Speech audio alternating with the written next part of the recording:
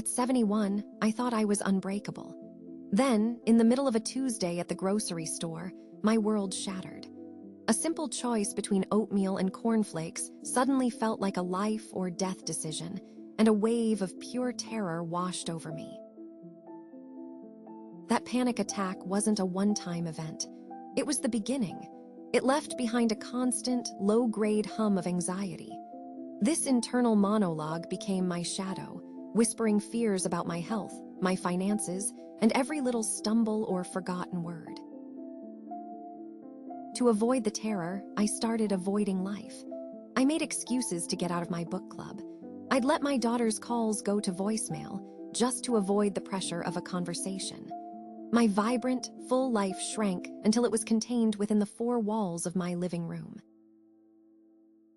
I remember one afternoon, just sitting in my armchair for hours, watching the dust motes dance in the sunlight.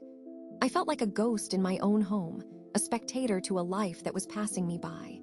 The anxiety had stolen my joy, my confidence, my very sense of self. I felt hollowed out, as if the person I used to be had simply vanished, leaving this trembling, fearful stranger in her place. My son came to visit and found me staring blankly at the television. He took one look at me and asked, so gently, "Mom, are you really okay?" I couldn't pretend anymore. The dam broke, and I confessed everything, the fear, the isolation, the feeling that I was losing my mind. Instead of telling me not to worry, he talked about something called mindfulness. He said it wasn't about fighting the anxiety, but learning to sit with it differently. That night, I went online. I found research from gerontology experts on mindfulness-based stress reduction, or MBSR. The core idea wasn't to magically empty my mind, an impossible task for my anxious brain.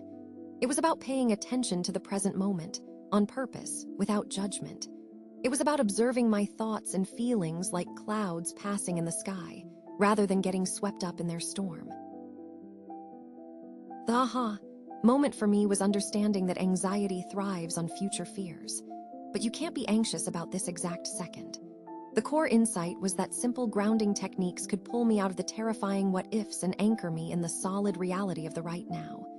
By focusing on the feeling of my feet on the floor, or the air entering my lungs, I could interrupt the panic spiral. It wasn't a cure, it was a tool, and for the first time, I felt like I might be able to build something again. The next morning, I sat in my armchair and tried to just breathe. It was surprisingly difficult. My mind immediately started listing worries, and I felt restless and silly. I almost gave up after the first minute, thinking this wasn't for me. Later that day, I felt the familiar tightening in my chest. Instead of panicking, I remembered what I read. I looked around the room and named 5 things I could see, 4 things I could feel, 3 I could hear. And for the first time, the wave of anxiety passed without breaking over me. That small victory was enough. I committed to just 5 minutes every single morning. I wouldn't force anything.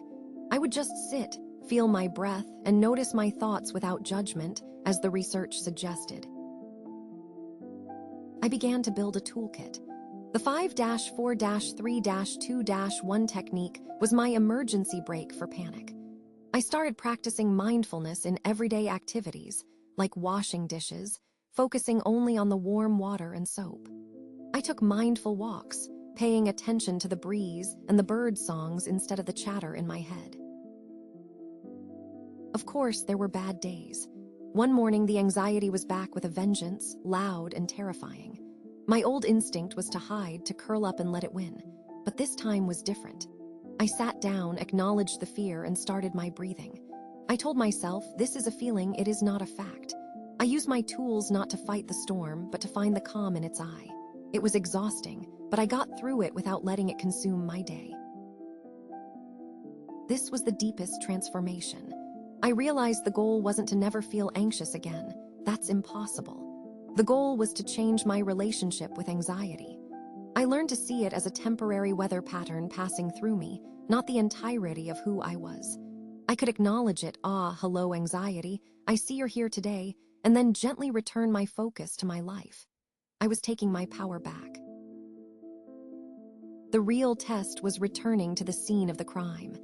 I went back to the grocery store, and when I stood in that cereal aisle, I felt the familiar flutter. But this time, I just stood there, anchored myself, and smiled. I was in control. Today, my life is different. The most profound change is the quiet. The constant, nagging hum of what if has faded. In its place is a calm presence, an ability to simply be here now. A year ago, I was afraid to leave my house. Last week, I joined a senior yoga class and went out for coffee afterwards. I'm no longer a prisoner of fear.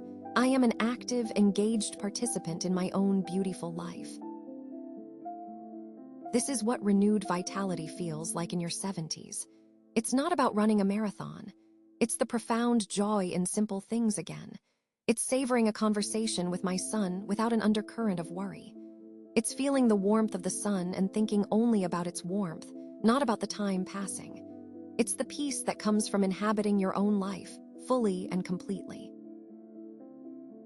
Aging isn't for the faint of heart, and it will present challenges we never expected. But what I learned is that we don't have to just endure them. We have an incredible capacity to learn and adapt, to build new tools for our minds, just as we would use a cane for our bodies. I thought my anxiety was an inevitable part of getting older, a sign of decline. But I was wrong. It was a challenge, and meeting it gave me a gift I never expected. A deep, unshakable peace. Your mind is not broken, and you are not your fear. You are the strong, steady presence that can learn to navigate any storm. Your golden years don't have to be gray with worry. They can be filled with the quiet, brilliant light of peace.